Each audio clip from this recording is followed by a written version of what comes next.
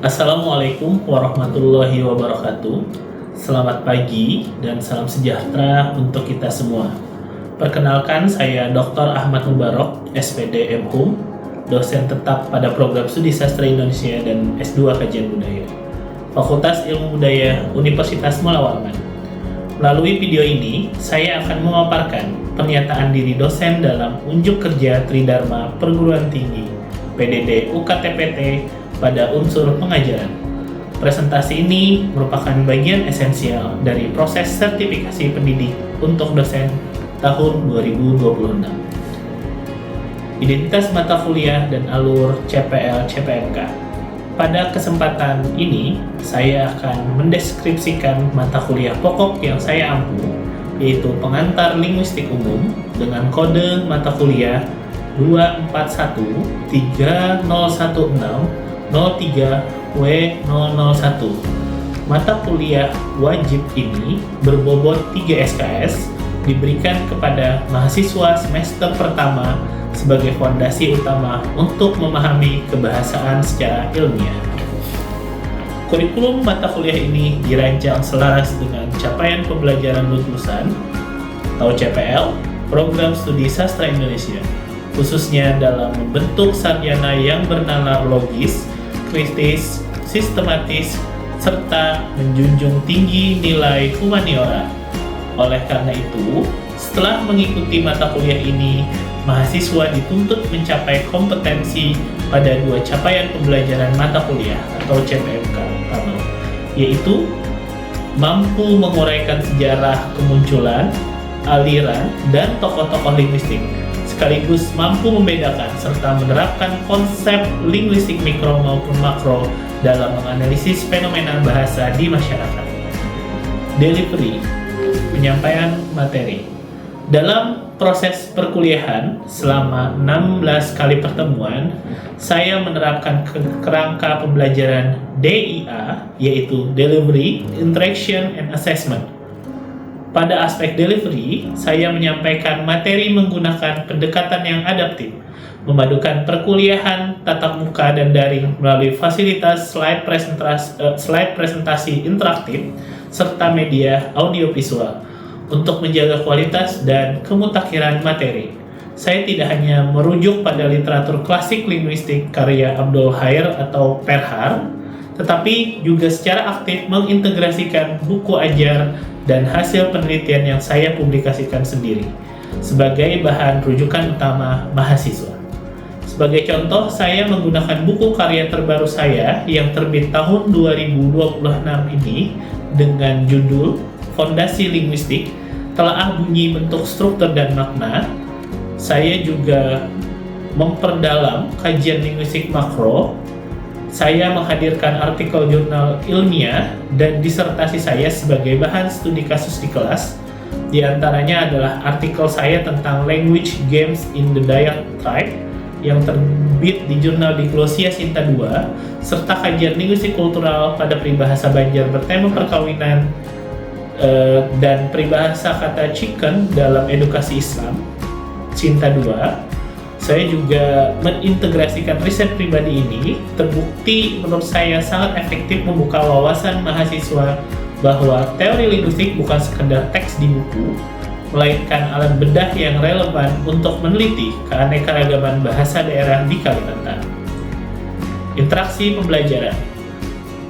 Beralih pada aspek interaksi atau interaction, saya menerapkan pendekatan Student Centered Learning atau SCL melalui metode Problem Based Learning atau PBL dan Flipped Learning. Di dalam kelas, posisi saya adalah sebagai fasilitator yang memantik nalar kritis mahasiswa melalui diskusi kelompok, presentasi, dan analisis kasus yang nyata. Interaksi ini didukung penuh oleh pemanfaatan teknologi digital melalui Learning Management System atau LMS STAR Universitas Mula Warman. Melalui platform ini, mahasiswa dapat melakukan presensi, mengakses modul dan artikel jurnal secara sebelum kelas dimulai, mengumpulkan tugas terstruktur hingga berdiskusi secara asinkronus juga bisa dilakukan melalui STAR Mode. Suasana komunikatif dua arah ini membuat kelas menjadi lebih hidup dan kolaboratif. Assessment atau penilaian hasil belajar.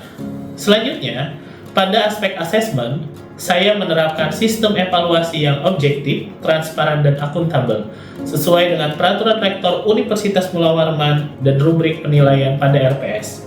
Penilaian dilakukan secara holistik untuk mengukur aspek kognitif, psikomotorik, hingga afektif mahasiswa.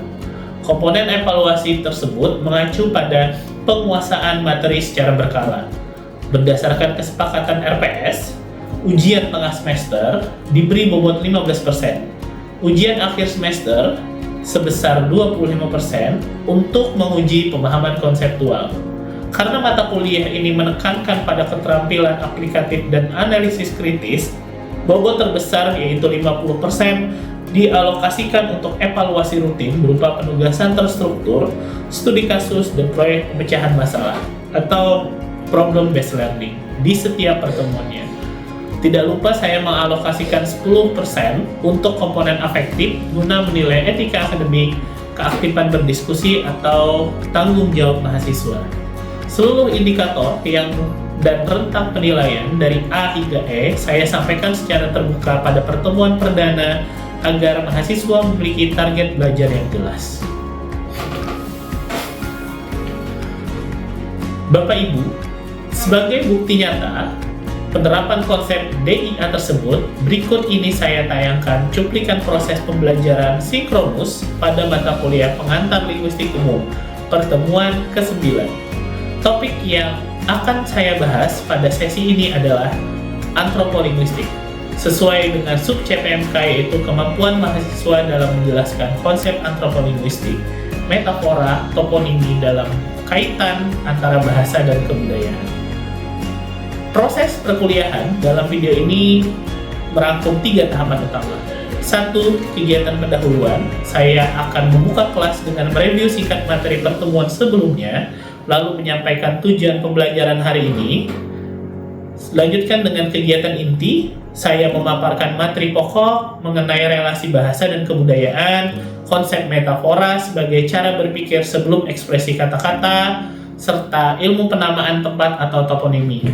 Setelah itu, mahasiswa dilibatkan secara aktif dalam diskusi kelompok untuk membedah peribahasa daerah dan makna metaforisnya. Dilanjutkan dengan kegiatan penutup, kami bersama-sama menyimpulkan materi, melakukan refleksi, dan saya memberikan penugasan eksplorasi toponimi di lingkungan tinggal mahasiswa sebagai penguatan konsep. Baik, selamat menyaksikan dan terima kasih atas perhatian. Wassalamualaikum warahmatullahi wabarakatuh. Semuanya, Assalamualaikum warahmatullahi wabarakatuh. Waalaikumsalam warahmatullahi wabarakatuh. Apa kabar semuanya? Alhamdulillah. Oke, baik. Terima kasih sudah berhadir pada hari ini. Apakah ada yang tidak masuk? Saya kira hadir semua. Silahkan nanti melakukan presensi teman-teman di aplikasi Star-nya masing-masing. Oke, setelah kelas ini selesai. Oke, baik. Selanjutnya, untuk supaya kelas ini lebih berkah, kita akan memulai dengan berdoa menurut kepercayaan masing-masing. Berdoa dimulai. Ya, berdoa selesai. Baik. Baik, teman-teman. Hari ini kita sudah melakukan pertemuan ke-9 dari mata kuliah kita, yaitu pengantar linguistik. Jadi, secara review materi, kita sudah melakukan 8 pertemuan. Oke. Seperti yang teman-teman sudah pelajari, kita sudah melihat apa sih ruang lingkup dari linguistik itu sendiri. Bahasa itu mempunyai makna yang ada di dalam pikiran masing-masing, tuturannya seperti apa, konseptualisasi seperti apa, dan hari ini kita akan pelajari konsep antropolinguistik. Teman-teman sekalian sudah baca jurnal ataupun tulisan yang sudah saya bagikan? Oke, baik. Kita akan berdasarkan jurnal yang sudah saya bagikan kepada teman-teman. Jurnal tersebut adalah jurnal yang saya tulis dalam penelitian saya tentang antropolinguistik, linguistik, dan kebudayaan. Jadi kita akan masuk secara dalam mengenai antropolinguistik. Capaian pembelajarannya itu menjelaskan konsep antropolinguistik. Jadi teman-teman nantinya mampu menjelaskan konsep antropolinguistik itu seperti apa, dan elemen yang terdapat dalam antropolinguistik, serta mampu menjelaskan metafora dan toponimi itu seperti apa. Antropolinguistik adalah ilmu dari cabang bahasa untuk melihat hal-hal budaya dalam sudut pandang kebahasaan. Sederhananya, apapun di muka bumi ini pasti melalui bahasa dalam penyampaiannya. Nah, teman-teman nanti akan mempelajarinya di dalam antropolinguistik. Oke, dalam kerangka kebudayaan sendiri ada 3 tingkatan besar: budaya fisik, sistem sosial, dan sistem budaya. Ini adalah kerangka kebudayaan dari Kuncharoningrat. Oke, jadi bagaimana sistem budaya sendiri sebagai pusat yang ada di dalam pikiran manusia. Terus sistem sosial bagaimana budaya itu berlaku di dalam pengaplikasiannya di kehidupan sosial kita, bagaimana dalam satu komunitas memandang sebuah kebudayaan. Dan kebudayaan fisik, apa yang bisa kita lihat dengan 5 panca indera secara kebudayaan. Contohnya pakaian adat, terus lagu daerah, terus rumah-rumah daerah. Nah, itu adalah sebuah bentuk kebudayaan. Kebudayaan sebenarnya tidak sesederhana itu, teman-teman. Apapun sifatnya adalah budaya, culture. Makanya ahli-ahli di Rusia, mereka lebih senang menggunakan istilah culture gitu. Linguistic culture. Kenapa jadi mereka menggunakan istilah culture? Karena budaya itu pengidentikannya. Budaya itu selalu yang berbau dengan tradisional, hal-hal yang berbau apa lagi yang sering kita lihat, etnik. Padahal teman-teman berada di sekarang, pada saat sekarang sudah dalam keadaan berbudaya. Pakaian teman-teman, apa yang kalian pilih. Kapan kalian tidak pernah berpikir dalam menentukan suatu hal? Kenapa jadi kalian pakai baju merah hari ini? Kenapa jadi Nizma menggunakan baju merah? Kenapa Rahimah menggunakan baju garis belang-belang? Kenapa tidak menggunakan belang-belang secara vertikal gitu? Kenapa jadi harus horizontal ya? Ke bawah horizontal bukan sih? Gitu. Oh, ke bawah vertikal ya? Oke. Berarti kenapa jadi tidak horizontal? Kan ada alasannya. Kenapa Jacinta menggunakan baju hitam hari ini dengan baju putih gitu? Mengapa perpaduannya bukan hitam dengan misalnya abu-abu atau hitam dengan coklat? Gitu. Itu kan sebuah pilihan. Nah, itulah kebudayaan yang menciptakan kita tersebut. Yang menciptakan kita mampu berpikir hal tersebut. Oke. Antropolinguistik, disiplin ilmu yang bersifat interpretatif. Interpretatif berarti berdasarkan pemaknaan, berdasarkan makna yang ingin disampaikan. Yang lebih jauh mengupas bahasa untuk menemukan pemahaman budaya. Jadi kita menggunakan bahasa untuk menemukan pemahaman tersebut. Misalnya, sesederhana kalau kita ketika orang meninggal gitu, apa yang kita ucapkan ketika melayat pada orang tersebut, misalnya ada teman kita, orang tuanya meninggal, apakah kita akan bilang selamat bersukacita ya gitu, selamat berkabung ya, kan lebih ke arah berkabung, sabar ya gitu. Kenapa jadi jawabannya sabar, bukan jawaban kenapa kita bilang sabar ya teman, insya Allah masuk surga orang tuamu? Kenapa kita tidak bilang semangat ya gitu? Kenapa? Sehat-sehat ya, semangat ya. Padahal dua hal tersebut gak sih? Kenapa kita selalu bilang ya itu sebuah jadi hal yang minor gitu. Teman kita misalnya tertabrak apa yang paling dicintai orang apa sih? Orang tertabrak kucing misalnya. Kucingnya meninggal gitu. Mati misalnya kan, bagi yang suka kucing, dia sangat bersedih. Apa yang akan kalian sampaikan ke teman kalian kira-kira? Turut berduka cita. Kenapa turut berduka cita? Bagaimana sih sifat dari kehilangan tersebut? Orang misalnya, kucingnya suka kucingnya suka jalan-jalan misalnya kemana-mana, dan orang merasa terganggu, kucingnya hilang misalnya. Nah, hal tersebut apakah menjadi sebuah hal sukacita bagi orang lain ataukah menjadi duka cita ke orang lain? Nah, itu sama kasusnya dengan apa yang akan kita keluarkan dari kata-kata kita. Kadang apa yang kita bilang, aku tuh sedih gitu, tapi buat orang lain kan tidak sedih gitu. Saya sesederhana seperti pencinta bola misalnya, ada Portugal sama Prancis nih. Ini Portugal sama Prancis, saya misalnya suka Portugal. Prancis menang, Portugal kalah, siapa yang akan berduka cita?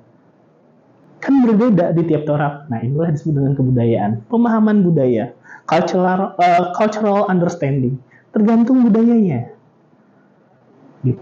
Nah, itu adalah bentuk sederhananya. Sebuah suku, jadi suku itu mereka tidak berkomunikasi secara langsung dari mulut gitu. Kita bisa melihat ekspresi dari orang tersebut. Sedih, itu terlihat dari guratan matanya. Karena ada ekspresi yang universal di tiap-tiap orang. Nah, itu dipelajari di anthropolinguistik.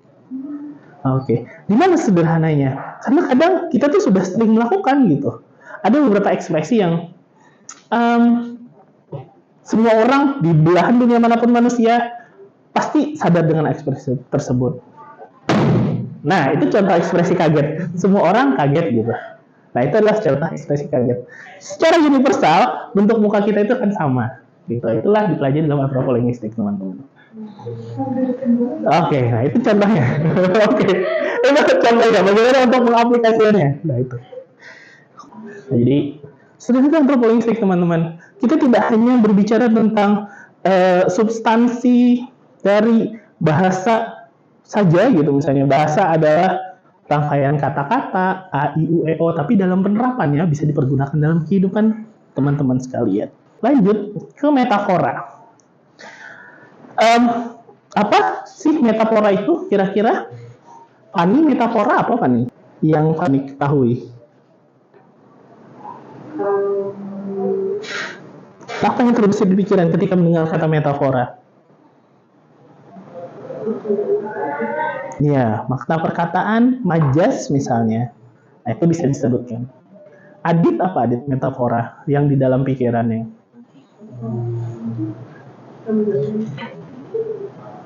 Kata yang dikeluarkan secara berbeda. Oke, kata yang dikeluarkan secara berbeda. Lebih ke arah majas ya teman-teman ya. Oke. Nah, apa yang teman-teman sampaikan, nah itu betul gitu. Majas sederhana. Oh, ini adalah majas. Sebenarnya teman-teman sekalian, apapun di muka bumi ini yang keluar dari manusia adalah metafor. Apapun itu. Ketika teman-teman berpikir pun bermetafora. Ketika saya bilang kata, bisa disebutkan dulu, nanti saya hitung baru sebutkan. Apa yang kalian pikirkan ketika saya bilang kata sarden? Sarden ya, pikirkan dulu satu kata aja. Sarden. Oke. Boleh? 1, 2, 3. Oke. Kaleng, ikan, siap saji. Yang berbeda? Tomat. Kenapa jadi berbeda? Padahal kan bentuknya sama. Oke. Sarden pedas atau tidak? Oke. Nah itulah yang disebut dengan pengalaman dari ekspresi kata-kata. Tiap-tiap orang berbeda pengalamannya. Oke. Ada 2 kata. Ada boba, ada kaiki. Yang mana di antara bentuk ini yang disebut dengan boba, yang mana disebut dengan kaiki gitu. Oke. Yang boba yang mana? Abu-abu. Kaiki? Oke. Kenapa alasannya? Dia seperti boba. Oke. Kalau ini kaiki? Karena segitiga kaki ada panjang. Kenapa? Oke. Karena pengen aja. Oke. Teman-teman sekalian, nah, apa yang saya sampaikan itu adalah kata-kata yang saya karang sendiri. Nggak ada itu mana boba, mana kaiki. Nah, itu adalah karangan aja. Kenapa jadi itu kita bisa ciptakan? Kenapa kita bisa bilang ini boba, ini kaiki? Iya, karena metafora dan hasil dari kebudayaan teman-teman sekalian. Nah, itu ada sudah pikiran teman-teman sekalian. Gitu. Ya kan? Oke. Ini warna biru. Kan? Iya. Biru berarti? Oke. Oke, ini biru apa? Ini? Biru sedang? Ini? Biru laut? Ini? Oke, biru muda ya. Oke. Dalam pikiran saya, ya sama aja sih sebenarnya ini biru gitu. Tapi kan kalau misalnya kita bilang, oh ini biru tua, ini biru muda, kan ada shiny, gold boy, istilah dalam jurnalnya Wayneworth. Itu dijelaskan bahwa karena berdasarkan pengalaman, jadi ada berbeda-beda nih. Akhirnya manusia itu bisa mengklasifikasikan dari warna biru tersebut. Sama ada pengalaman sih ketika diminta untuk lipstick aja misalnya bagi perempuan kan beda-beda ya. Ya menurut saya merah it's right gitu. Merah ya sama aja merah. Apa sih perbedaannya? Ada merah, ternyata ada merah darah, ada merah jambu ya. Marun. Nah, itu karena kebudayaan tadi. Apa yang teman-teman ketahui lebih banyak daripada yang saya ketahui tentang warna biru gitu. Jadi seperti itu teman-teman. Itu bagaimana penerapan antropolinguistik. Oke, kita akan masuk salah satu contoh. Dari tadi kan yang ada di kehidupan sekitar aja nih. Bagaimana yang biasa teman-teman pakai dalam percakapan misalnya. Oke, saya akan mengambil contoh peribahasa saja. Kayak rumput mengalahkan ini peribahasa Banjar samplingnya sebagai dalam bentuk saya pernah menuliskannya di jurnal dan disertasi saya. Kayak rumput mengalahkan benua, seperti rumput mengalahkan dunia. Dunia, bagaimana sih cara seekor lagi? Rumput apa sih? Sejumput rumput bisa mengalahkan dunia? Kok bisa kan? Nah, itulah sering kita pakai sehari-hari teman-teman. Karena ada pemaknaan metaforis dalam peribahasa tersebut gitu. Kita akan masuk ke latihan.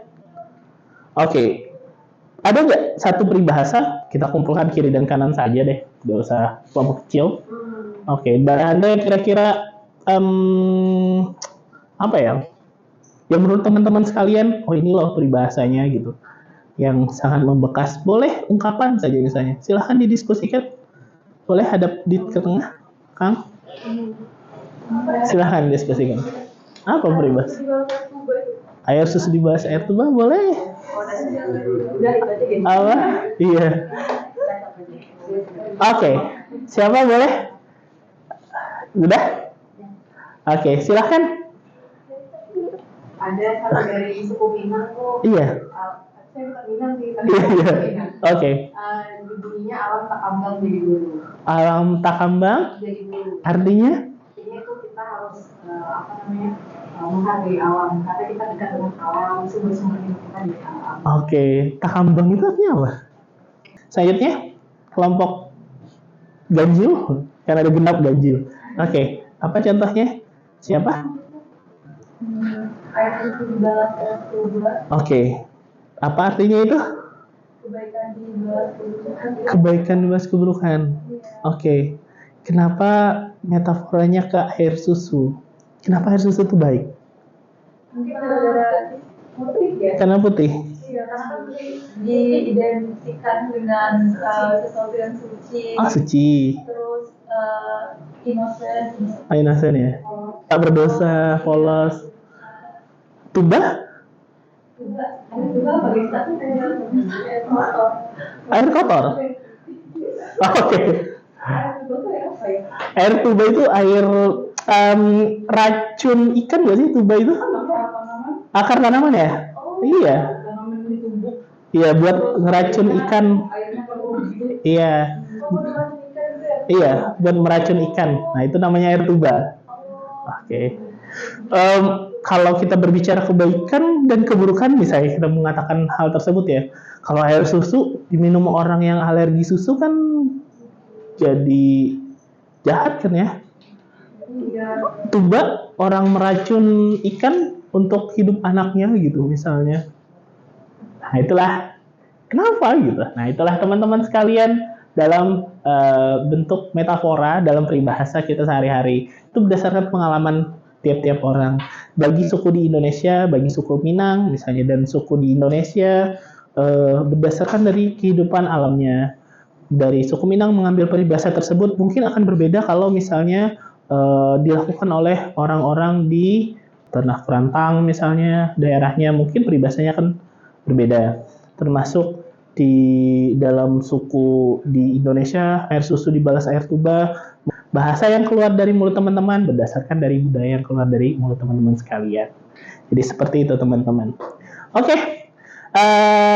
Sebenarnya sederhana ini teman-teman apa yang saya sampaikan untuk kelas kita pada hari ini. Rangkumannya sebenarnya antropologi itu adalah ilmu bahasa dan budaya. bagaimana satu ilmu bahasa yang sering kita pergunakan sehari-hari mendeskripsikan sebuah budaya yang ada di tiap-tiap manusia. Budaya itu tidak hanya membicarakan tentang hal-hal berbau etnis, tapi apa dari hasil hidup teman-teman sekalian. Apa yang kalian ciptakan hari ini adalah budaya pada masa depan gitu. Jadi sederhana itu. Oke, saya kira sudah cukup untuk tugas minggu depan. Teman-teman silahkan cari satu peribahasa dan temukan metaforanya, terus cari alasannya kenapa jadi menggunakan metafora tersebut gitu. Jadi berdasarkan dari budaya teman-teman sekalian, dari mana teman-teman berada, disitulah nanti peribahasa yang teman-teman kalian ambil. Oke, terima kasih atas kesediaannya pada hari ini. Sampai bertemu lagi minggu depan. Wabillahi taufiq wal hidayah. Assalamualaikum warahmatullahi wabarakatuh. Oke, terima kasih teman-teman. Oke.